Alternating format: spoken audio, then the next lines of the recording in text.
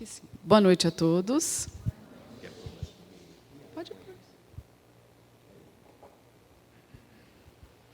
Que alegria poder estar aqui, trazendo uma mensagem, como o Domingos colocou, do Evangelho, da doutrina, trazendo para a gente uma possibilidade de mergulharmos nas questões mais íntimas que têm nos atormentado.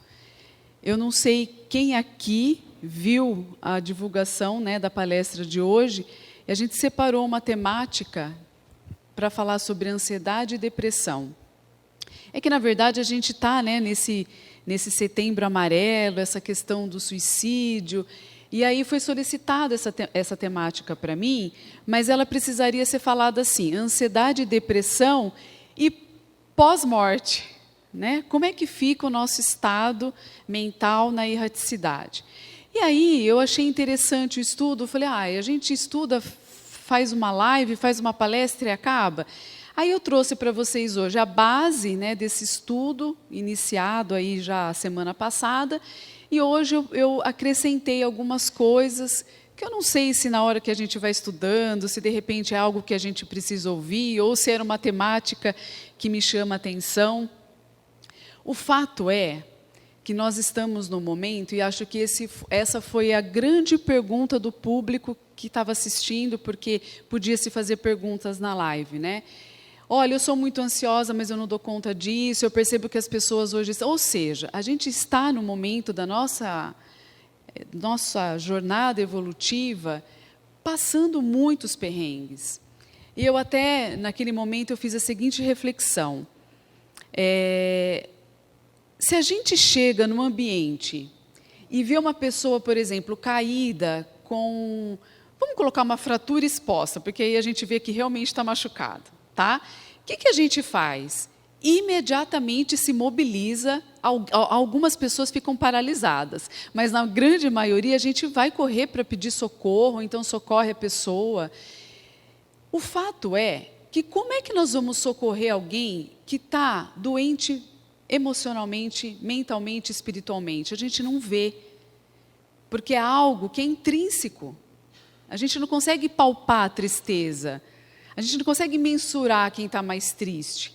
A gente consegue, dependendo das características, entender que a tristeza está tão profunda que chega aí no estado, por exemplo, até de uma falta de higiene corporal. Então, é um estado grave, porque deixar de comer, deixar de tomar um banho, deixar de sorrir, enfim, é um agravante. Então, eu respondi, né, coloquei ali para quem estava assistindo. Se não for dessa forma, de a gente perceber um agito, assim, às vezes eu tenho a impressão de que a gente está imerso num caldeirão de loucos, porque, para mim, assim, para o meu modo de olhar a vida, a gente está muito perdido. A gente, eu até vou trazer aqui uma definição, né, da benfeitora Joana de Ângeles, que ela coloca, já vou até entrar na temática, ela coloca a ansiedade como uma característica marcante da conduta contemporânea. Estamos muito ansiosos. Né? A gente, não sei se vocês repararam, mas a gente observa as pessoas no semáforo. Às vezes está faltando 1 segundo, as pessoas já estão saindo. Né? A gente já não tem aquele tempo de falar, sabe cidade pequena? Abriu, vou mudar a marcha e estou saindo. Não, está todo mundo, um de um lado passa no vermelho, o outro não espera abrir. Então, estou falando do trânsito porque a gente consegue visualizar. Então, assim, se não for através dessa angústia que todos nós estamos sentindo, como é que a gente ia melhorar a emoção e o nosso espírito? Porque conquistas materiais, assim como eu falei, quebrar a perna, já é visível. Olha a tecnologia, a gente está aqui com o microfone, com uma luz, com uma internet, isso tudo é tecnologia avançado pela inteligência, a matéria inteligente nossa. E a nossa emoção? Então, a gente precisa se desenvolver. A meu ver, a gente vai precisar dessa angústia, desse sentimento opressivo que a gente sente para a gente se mobilizar a sair do lugar onde a gente se encontra, de uma pobreza moral para uma conquista moral. Então, a gente precisa sentir o que a gente está sentindo para ver que viver do jeito que nós estamos vivendo não é o ideal. Somos inteligentes, adquirimos já a tecnologia, conforto para os bens materiais, mas ainda somos muito miseráveis, moralmente falando, né? Então, a gente vai começar definindo ansiedade à luz de Joana de Ângeles. Para quem nunca ouviu falar de Joana de Ângeles, ela é a benfeitora, né, onde ela usa de toda a inteligência de Divaldo, toda a mediunidade de Divaldo para trazer uma série psicológica. E ela coloca a ansiedade como essa conduta contemporânea mais característica do nosso tempo.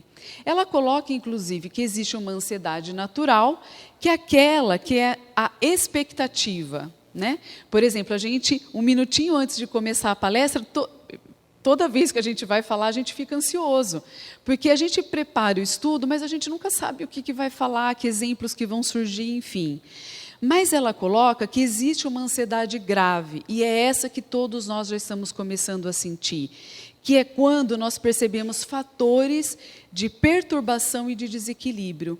E aparecem esses sintomas, inclusive, de uma forma física, quando a gente observa distúrbios respiratórios, quando falta ar, quando a gente tem respiração curta, e outros tantos distúrbios respiratórios, quando percebemos uma sudorese excessiva, uma perturbação gástrica, refluxo, gastrite, soluço e por aí vai, insônia, quando a pessoa troca o dia pela noite, quando ela não consegue dormir, relaxar de tudo aquilo que ela vive durante o dia, é também sintoma de ansiedade.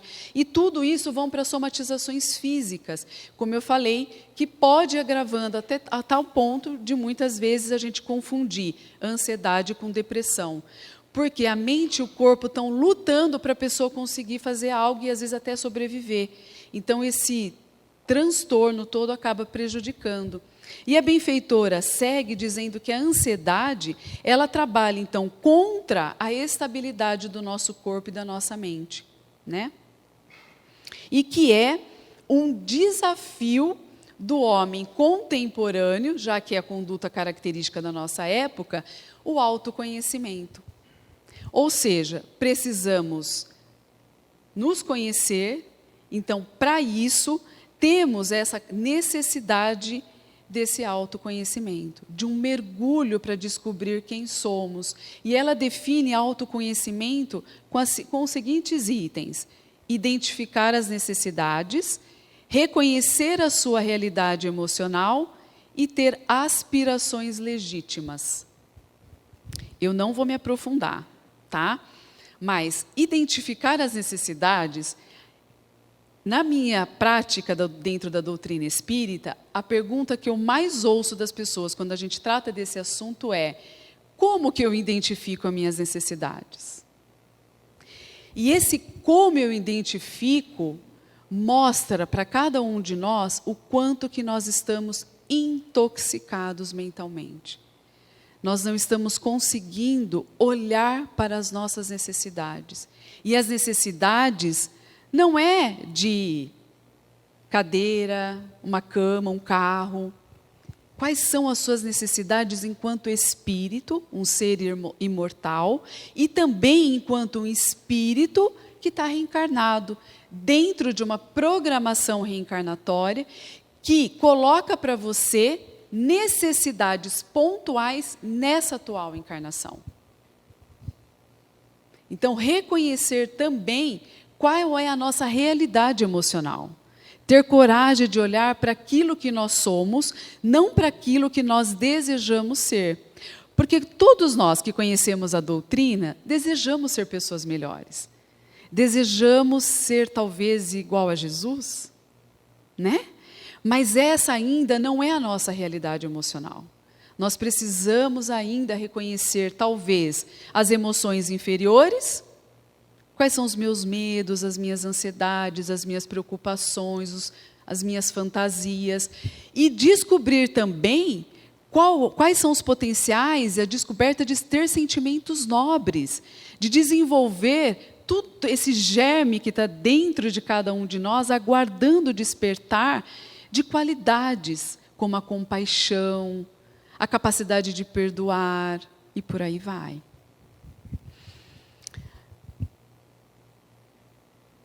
E Joana de Ângeles, dentro dessa temática da ansiedade, ela coloca que existe alguns recursos. Claro que no primeiro recurso ela já coloca seguir as lições de Jesus Cristo. Primeira, o amor, sempre o amor. Aí ela vai falar assim da solidariedade, da fraternidade, ao lado da oração, que proporciona fé, esperança e paz. Ela traz também na sua obra a necessidade de reflexão, relaxação e meditação. Relaxação, se eu falar relaxamento, a gente já, né? Mas é a mesma coisa que relaxamento. É a relaxação. Essa ela coloca como recursos para que a gente diminua essa ansiedade e tenha condições de mergulhar no autodescobrimento, no autoconhecimento. Vou definir para vocês depressão. Gente, olha, eu tenho 40 minutos para falar, então eu só tenho 20. Eu pensei até em interagir com vocês, porque é um assunto que sempre tenho que falar, né? Mas aí, se alguém depois quiser falar alguma coisa, a gente fala lá embaixo, tá bom? Depressão, eu já vou usar uma outra obra, e eu vou para o Evangelho segundo o Espiritismo, capítulo 5, Bem-aventurados os aflitos. A gente não vai encontrar a palavra depressão, mas a gente vai encontrar melancolia, que era um nome muito usado antes da descoberta da ciência, da psicologia. Sabeis por que uma vaga tristeza se apodera por vezes de vossos corações e vos faz sentir a vida tão amarga? É o vosso espírito que aspira a felicidade e a liberdade, mas ligado ao corpo que lhe serve de prisão, se cansa em vão esforços para escapar. Cai você então no desânimo, no abatimento e na apatia. Ao contrário da ansiedade. A ansiedade faz a gente correr freneticamente, muitas vezes atropelando situações, atropelando pessoas, porque a gente tem um lugar muito definido que a gente quer chegar e a gente vai para esse lugar. A depressão é aquele estado que, como Joana de Ângeles coloca, é aquele estado de uma grande culpa de vidas passadas que paralisa a gente no aqui e agora. Por quê? Nós precisamos resgatar, reparar os nossos erros do passado, precisamos regaçar as mangas e trabalhar. Mas a culpa, como qualquer outro sentimento que nos aprisiona das escolhas do nosso passado, porque elas estão fortes e vibrantes na nossa memória. Precisamos construir novas experiências para que essas memórias, que não vão ser apagadas, mas poderão ser substituídas, é a mesma coisa? Não, não é. Porque a gente não apaga, a gente constrói novas. E as velhas vão deixando de ser importante e vão se diluindo. Mas elas não apagam enquanto nós não tivermos boas vivências no bem. E aí a gente fica abatido, fica difícil, sensação de peso, sensação de incapacidade, de incompreensão. A depressão puxa para baixo, deixa paralisado. Conhecer tudo isso, o Evangelho coloca para a gente, para resistir com energia a essas impressões que enfraquecem a nossa vontade. Que impressões são essas? Marcas do passado. Tudo que foi vivido por nós está impresso na nossa memória, fica coladinho com o nosso perispírito, e aí, às vezes, a gente tem um planejamento reencarnatório para essa superação, mas o que vibra ainda são as marcas do passado, exigindo esforço constante da nossa parte para que a gente supere esse estado atual. E quando ela coloca conhecer para resistir, o conhecimento faz com que a gente tenha a capacidade de pensar diferente. Por exemplo, se eu conheço que eu sou um ser imortal, que eu já tive outras vidas e que essas experiências me marcaram, e sei que eu vou continuar vivendo após a minha morte, né? Que a gente até se pergunta, será que aqui nós não estamos mortos? Pelo mínimo, a gente está se sentindo prisioneiros.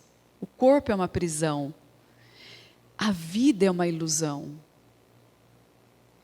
Quantos de nós, sabendo que a verdadeira vida é espiritual, se apega a tudo que a vida material nos oferece, sem compreender a oportunidade, o presente que Deus nos dá de viver uma vida nova, para que a gente possa nos construir mais rapidamente na jornada espiritual a que cada um de nós está determinado. Esse é o nosso desafio. Espiritualizar a nossa vida na matéria. E não viver como se tudo que a gente está vivendo aqui fosse para todos sempre, amém.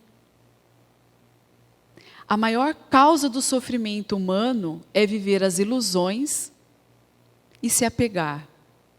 O apego e a ilusão. A maior causa de sofrimento. Sem compreender muitas vezes que aquilo que a gente precisa viver é uma oportunidade de crescimento só. Eu cresço, meu espírito não precisa mais dessas situações, dessas condições, e eu vou fazer o meu balanço lá no plano espiritual para ver se eu consegui fazer bem tudo que eu devia ter feito e prossigo para novos planejamentos reencarnatórios, onde eu vou atingir outras etapas, desenvolver outras questões. Gente, é simples assim que a gente deveria encarar a vida. Mas por que a gente se apega tanto? Né? Eu costumo dizer assim, olha, vamos, mesmo que com a dor. Insiste, persiste. Hoje, a gente não sabe identificar os motivos do nosso sofrimento, das dores que estão batendo na nossa porta. Ou, se não é dor, a gente não sabe o motivo das situações difíceis e desafiadoras que estão chegando na nossa vida. Acolha.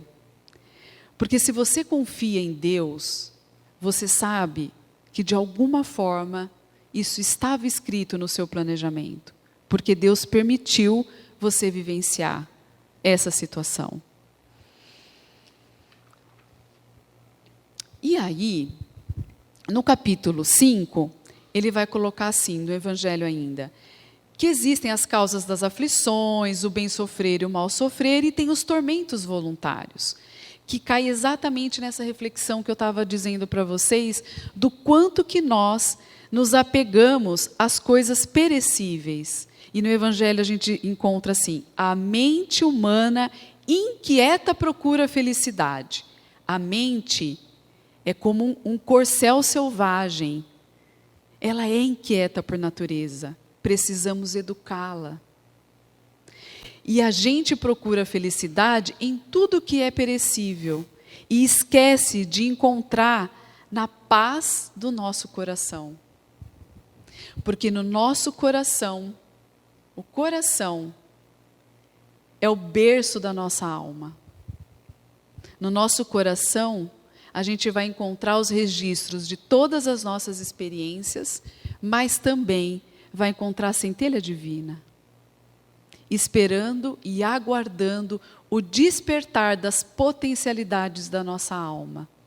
Como é que eu desenvolvo as potencialidades da minha alma se eu estou só preocupada com as coisas do mundo? Em trocar o carro, em ter um cargo melhor no meu trabalho, ter os títulos, tudo isso, caixão não tem gaveta, a gente não leva absolutamente nada. Agora, tudo aquilo que você aprendeu, que você registrou nas suas vivências, os sentimentos que você vibrou em cada experiência vivida, esses vão para você, vão com você. E o como a gente está cuidando das nossas relações. Como nós estamos desenvolvendo a afetividade, a fraternidade, a amorosidade, como a gente acabou de ler a mensagem da benfeitora. Tem até uma frase aqui,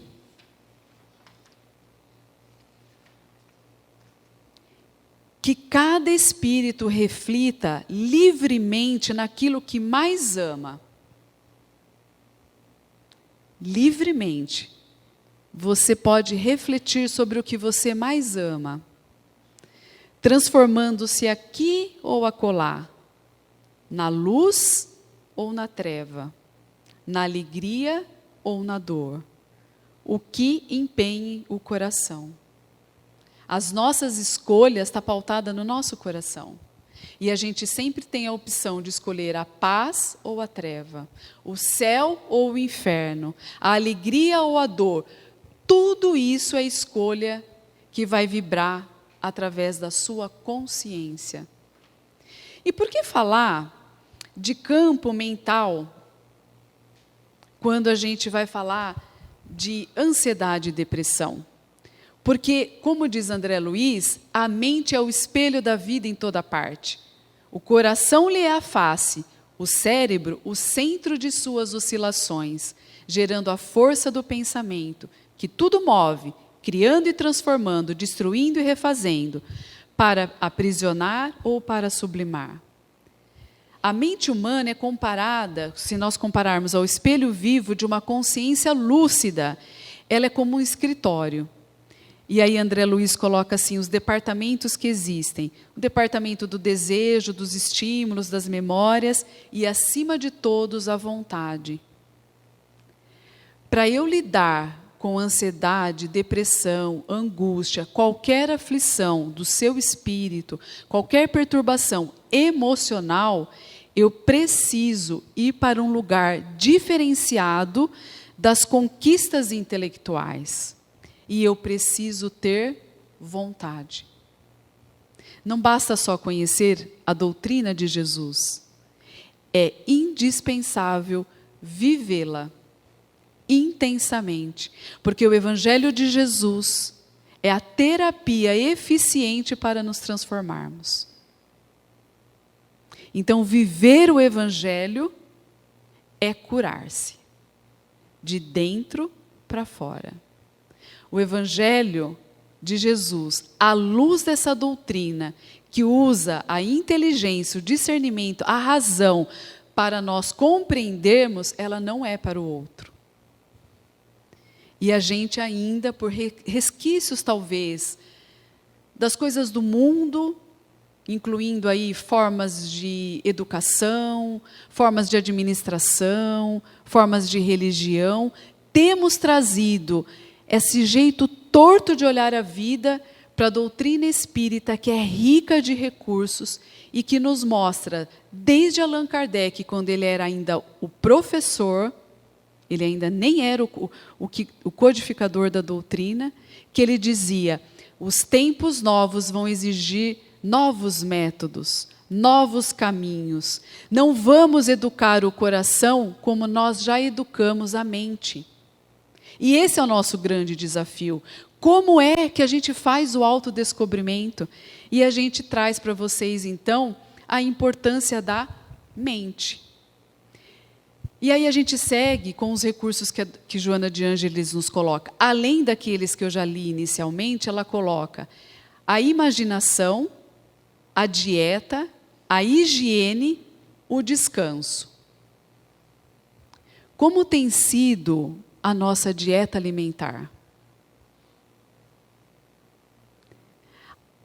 Uma das maiores causas de ansiedade e depressão vem dos pacotes do supermercado e das cápsulas das farmácias. Nós estamos nos intoxicando pelo corpo. Eu não cheguei nem no sutil ainda, que é o espírito. Vamos chegar lá. Estamos descansando? Ou somos aquele que tem trabalhado e acha que o dia deveria ter 39 horas? Porque, às vezes, era para a gente viver... Dizem que essa nova era que nós estamos vivendo, o nosso corpo e a nossa mente têm condições de a gente viver tranquilamente 100 anos. Qual é a sua idade e como que você se sente na idade que você está hoje?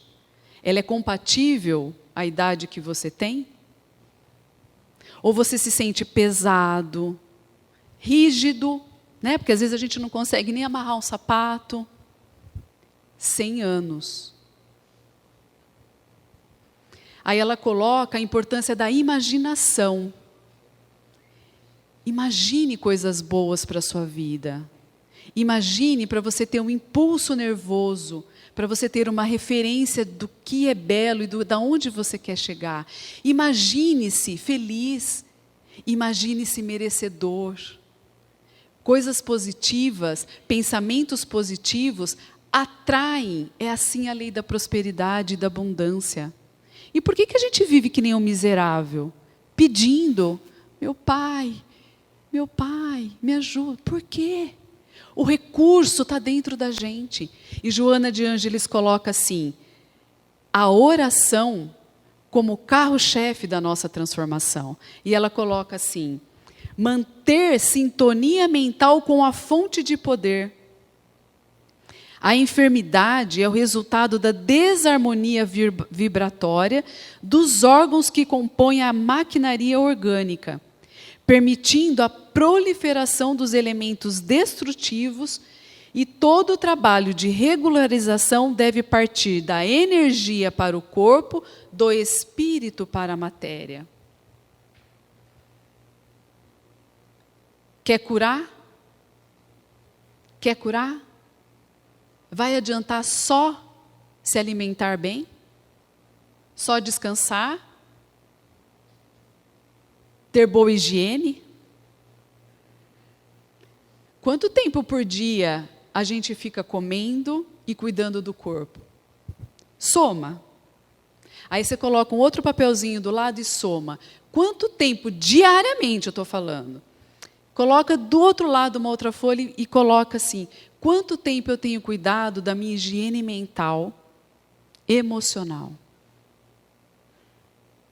Por isso que a gente vive pedindo, porque a gente não cuida. E ela coloca aqui, Joana de Ângeles, manter sintonia, disciplina, não é algo rígido. Chega na hora, começa, termina, temos que ler tanto livro. Isso não é disciplina que Emmanuel, que os espíritos estão trazendo para a gente.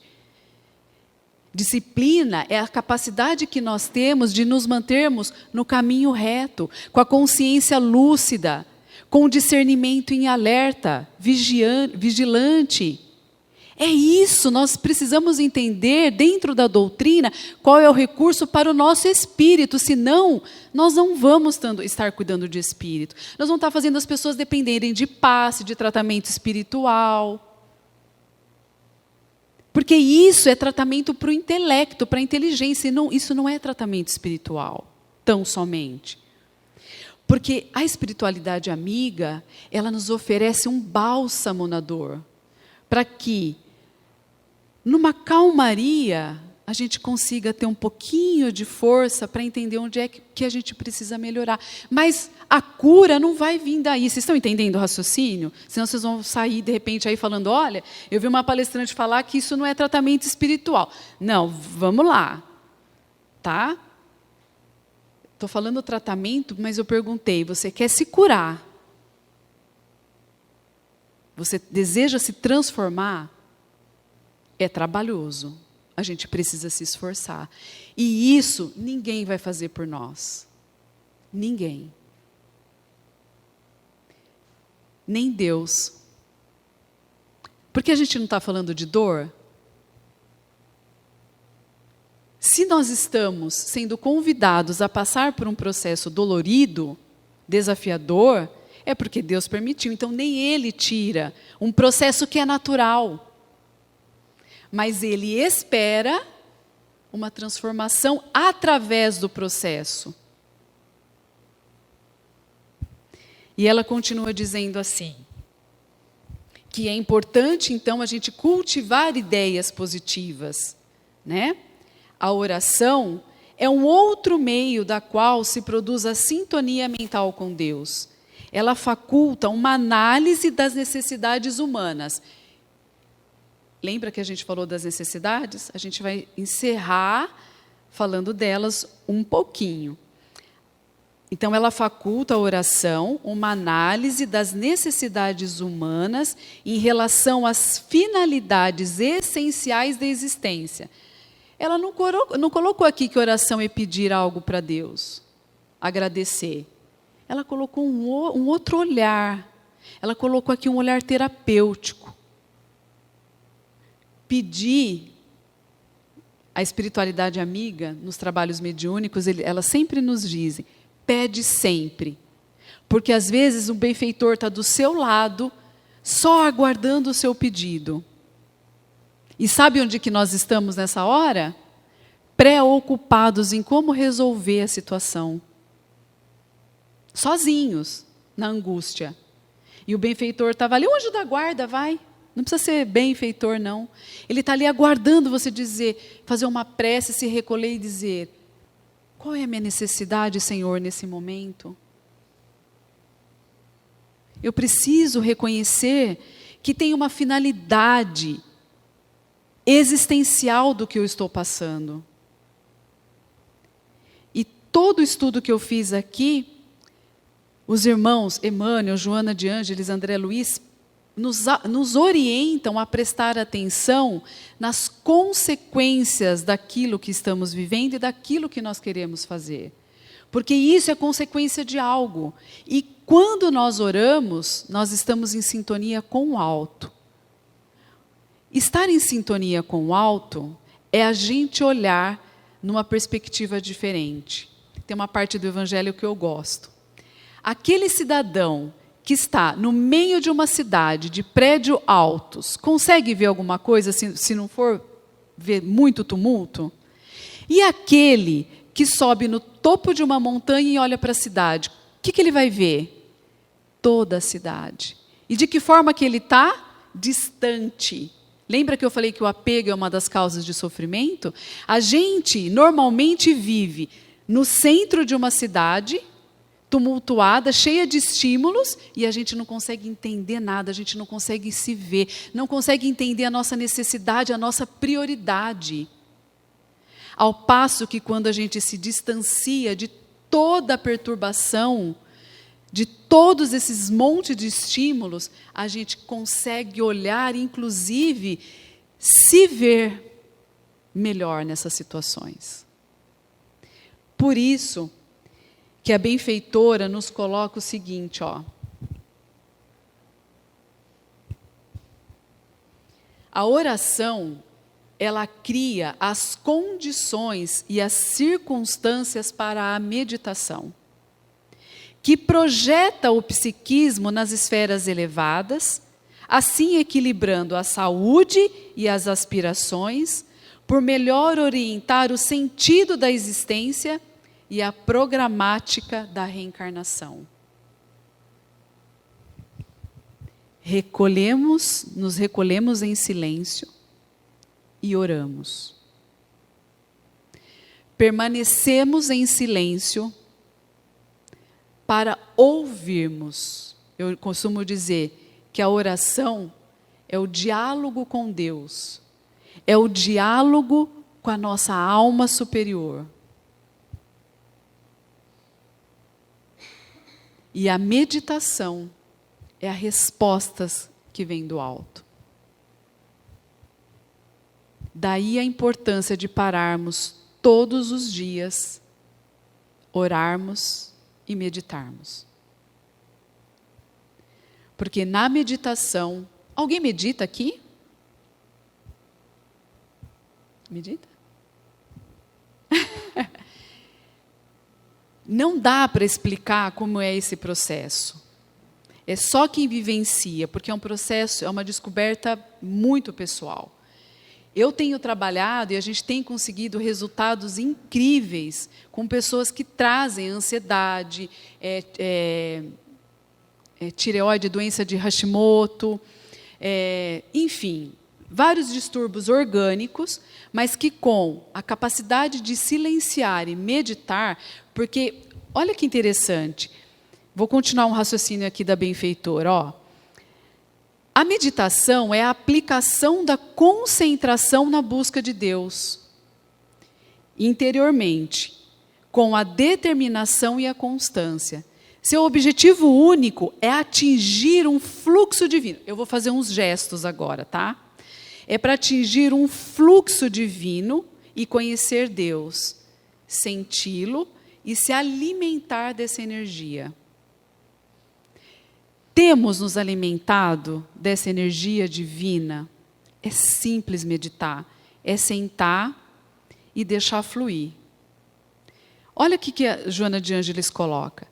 Terapia valiosa para superar os conteúdos negativos.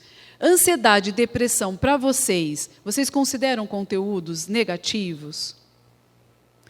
E a meditação e a oração são recursos riquíssimos. Porque a gente, quando chega alguém que toma um remédio forte, no mínimo, com a meditação, o remédio é diminuído. No mínimo. Porque o máximo, e a gente vê já isso acontecer, é a pessoa tirar o remédio. Porque ela começa a ter o autodescobrimento, o autodesenvolvimento, e ela não precisa mais ser dependente. O recurso passa a vir de dentro. Lembra que a Joana de Ângeles colocou? Da energia para a matéria, e não da matéria para a matéria. Matéria para matéria são recursos, às vezes, importantes, para momentos pontuais e emergenciais. Quando o uso de remédio, péssimas alimentações, são constantes, a gente está intoxicando. Vai paralisando o rim, vai dificultando o coração de trabalhar, a gente não tem circulação sanguínea, tudo é intoxicação. Assim como a mente. A mente e os órgãos do sentido são estímulos que também podem nos intoxicar. O que eu tenho assistido hoje, muita gente usa o celular e as redes sociais. E o que esse conteúdo tem te alimentado? O que a gente ouve, o que a gente fala, são os sentidos, são os órgãos do sentido. A mente é o sexto sentido. É um órgão sutil da nossa alma. E ela coloca assim, que ao silenciar, esses conteúdos vão emergir. E a gente vai começar a ver o nosso lado sombra. Aí, às vezes, a pessoa, já estava difícil meditar. Quando eu comecei a meditar e eu vi o que eu não queria ver, a gente desiste. Desiste de viver, de espiritualizar a nossa existência. Porque a meditação, ela liberta o inconsciente e não esmaga e asfixia. A gente nega o nosso conteúdo sombra. E a gente vive anestesiado, angustiado, com todo o recurso que a gente tem. E aí a gente, então, no processo meditativo, toma consciência, gera novas formulações e busca recursos elevados. Então, a importância da oração, que a gente tem 2 capítulos no nosso Evangelho dedicados somente à importância da oração. A meditação, ela não é tão explorada no meio espírita, né? Porque ela vem, eu entendo assim, tá? Não posso falar pela doutrina, mas eu entendo Emmanuel, André Luiz, Joana de Ângeles, eles complementam a doutrina. Complementam aquilo que Kardec começou e trouxe como base. Mas nenhum prédio é construído se ele tiver só a base, né? Ele precisa ter os andares. E a gente vai continuar construindo. A cada vez que a gente for progredindo, novos conhecimentos, novas revelações vão surgindo para cada um de nós. Então, nos tempos atuais, precisamos trabalhar o nosso campo mental, que são as formas de pensamento e os nossos sentimentos. Essa é a era do espírito. A era pede cuidar do espírito. Isso não quer dizer que a gente não pode ter conforto. Não. Não estou dizendo aqui que a gente precisa viver como um franciscano. Mas a gente precisa se perguntar como nós estamos vivendo e se verdadeiramente estamos entendendo o conteúdo da doutrina e a que veio Jesus, o que ele veio exemplificar. Porque ele disse que os discípulos dele serão reconhecidos por muito se amar. Campo mental, corpo, tudo isso intoxicado, é impossível viver o amor. E Deus espera de cada um amor.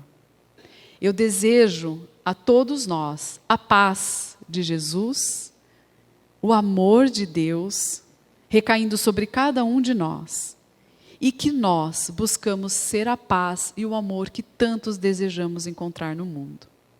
Obrigada e uma boa noite, que o tempo já passou.